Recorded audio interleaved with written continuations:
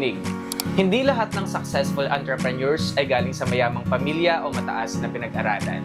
Some of them started with nothing but made everything possible through hard work, diskarte, and heart. Today, makikilala natin ang isang lady boss na from a poor family, high school graduate, pero ngayon ay may 4 na negosyo. Car wash, car rental, boutique at mini grocery, and more than that, she raised her 3 kids alone at ngayon lahat sila ay may magandang kinabukasan. This is not just a business story, this is a story of courage, sacrifice, and success. Let's all welcome Lady Boss of Along the Coast.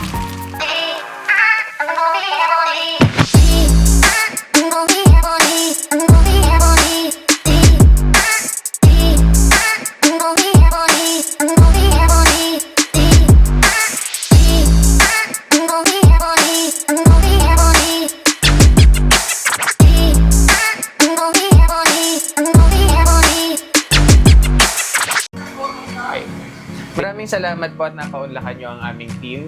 Ayan, Lady Boss, coming from a poor family and being a high school graduate, paano po kayo nagsimula sa journey nyo sa negosyo and ano pong pinakaunang step na ginawa niyo? So, unang step is kasi maaga akong kapag-asawa.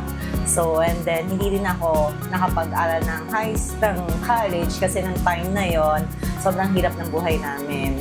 So, dahil nga wala akong pinagkakabalahan, nag-work ako una is being a sales lady sa Muslim. Matagal akong nag-work doon. After that, naging cashier ako sa Chowking. After nyan, yung ex-husband ko is seafarer. Nakapagbarko siya. So, binigyan niya ako first step ng sasakyan. So, nung binigyan niya ako ng sasakyan, dahil nga hindi ko ma-sustain o ma-provide yung pambayad ko ng monthly, so naisip ko siyang iparent. So, naging supplier ako sa mga car rental business. Okay. After that, inaral ko siyang maigi kung paano yung sistema nila. Hanggang sa nagdagdag ako ng 2, 3, 4, and then okay naman. Okay pa siya. Hanggang naging 2019, hindi naging okay yung pagsasama namin mag-asawa.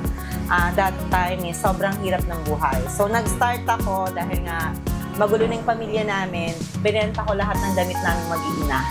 So, dahil 3 yung anak kong babae, binenta ko lahat, nag-live selling kami.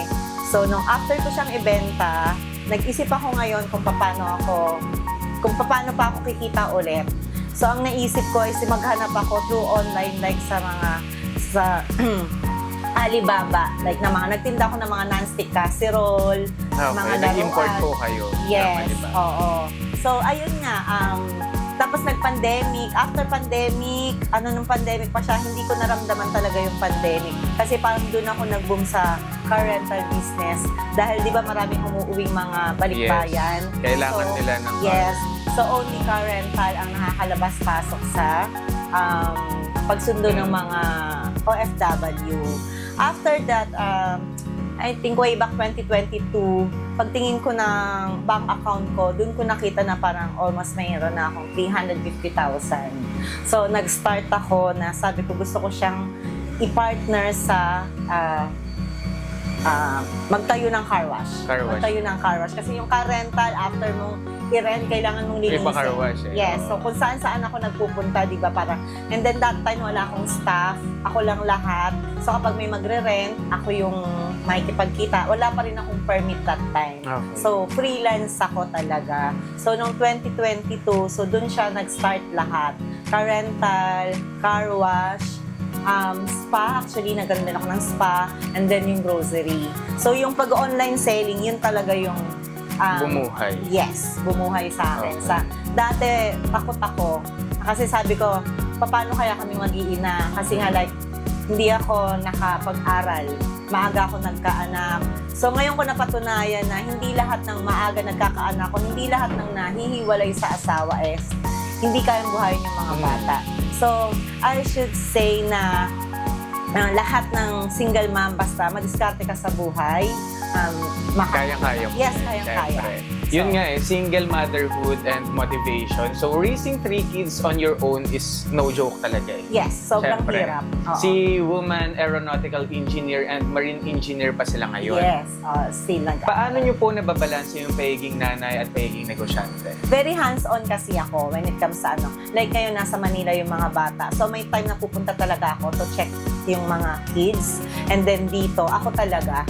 Kaya nga, sabi nga nila, lady boss ka na pero bakit ikaw pa rin ang nagla-live? Kasi iniisip ko na kapag ako ang nag-live, mas kikita ako. Yes. So alam ko yung strategy. So yun na, parang hindi naman ako sa nanghihinayang sa ibabayad ko. Pero sabi nga nila, kapag hands-on ka sa business mo, mas magiging successful lahat. And actually, yung trust ng mga tao nasa iyo pa rin eh. Yes. Baka pag nagbago yung nagla-live, mabawasan yung loyal customers. Kasi Saka- yung trust nakuha mo. Yes. And the one thing pa, iba kasi ang charisma ng babae.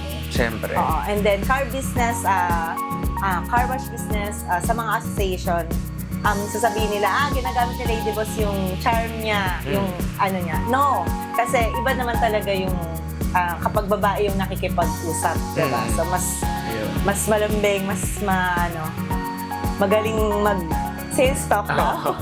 Ganun. Ayun nga, boss, yung mga businesses nyo is car wash, car rentals, boutique, and mini grocery. Hindi rin basta-basta. Hindi rin talaga. So, before nga, like what I've said, meron akong spa. So, medyo na-stress ako sa mga tao. Kasi nga, hindi ko siya masyadong natututukan. Dahil sa taas yun eh. Sa taas lang siya. Like, dahil nga nagbiyahe ako Vietnam, Thailand, dahil nga namimili ako ng mga goods. So, nag-aaway-away sila. So, napag-desisyonan ko na isara na yon. So, parang ang daming manpower, ang daming mas maraming stress. So, sabi ko dito, sabi ko sa online business ko, pag gusto ko mag-live, pwede. Pag ayaw ko, okay lang din. Pahinga. Yes, pahinga. Oh, yun ang hirap ng So before, kala ko yung pagtitinda, ang hirap eh. Pero only live selling talaga yung talagang bumuhay sa aming mag-iina. Kaya until now, hindi ko siya binibitawan. Okay. Bale, ito po yung grocery, nag-start online.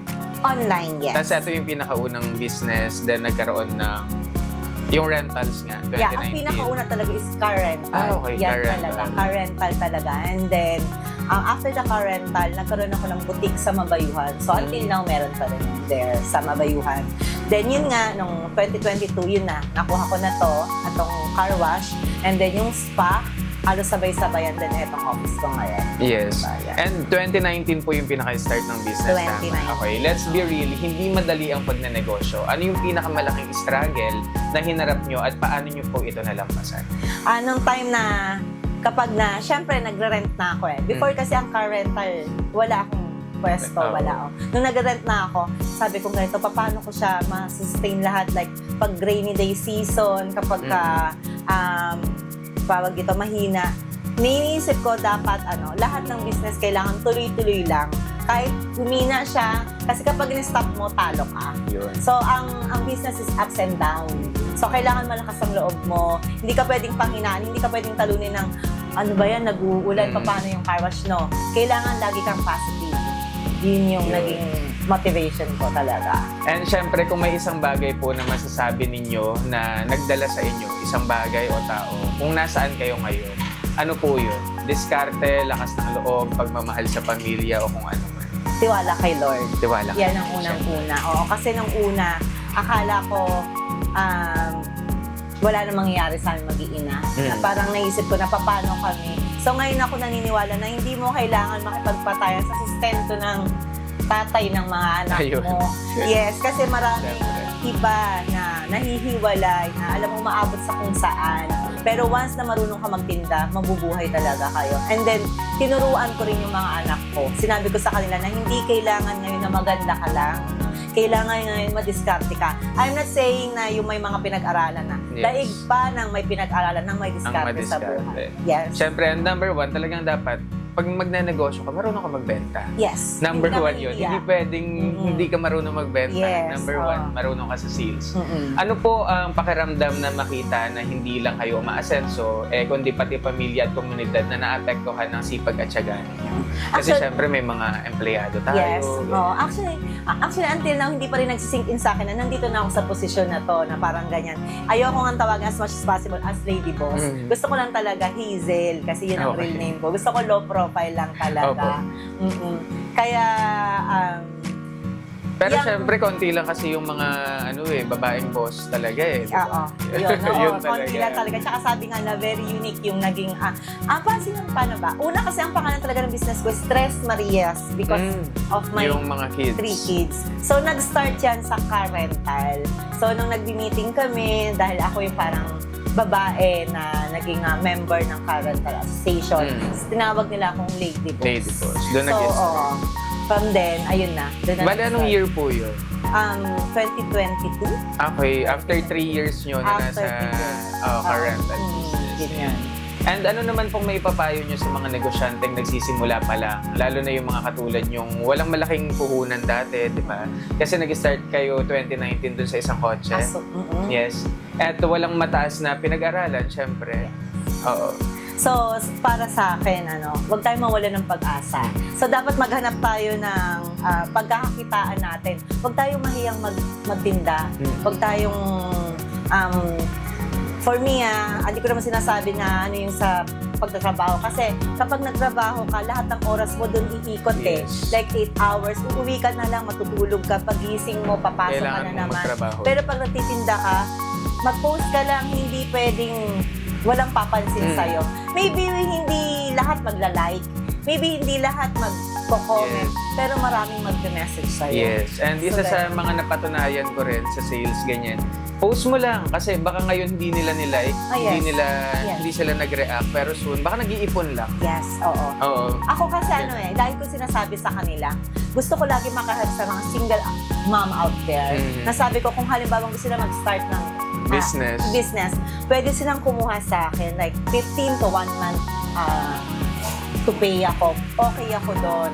Basta wala tayong maging problema sa payment. Kung wala kang bulan, walang problema. Puntahan mo lang ako, kumuha ka sa akin, ibenta I-resell mo. mo. Pag nabenta mo, i-resell dun ka Yes. mag-remit. Oo, mag-remit Ayun, ka sa sobrang laking para makapag-start ka. Kasi totoo naman, kahit naman na buo ang pamilya nyo, like meron kang asawa, yung kinikita ng asawa mo, kulang pa. Ang asawa kasi, like, eto na yung pera ko, eto na yung sahod ko, ibibigay niya sa'yo yan, pero bahala kang mag-budget. So, hindi mo alam kung paano mo pagkakasyahin. Pero, kung meron kang sariling pinagkakakitaan bukod dun sa pera ng asawa mo, mas maganda. At naniniwala ako na mas maganda yung isang nagtatrabaho at isang nagnenegosyo. Yun. Kapag buo yung family.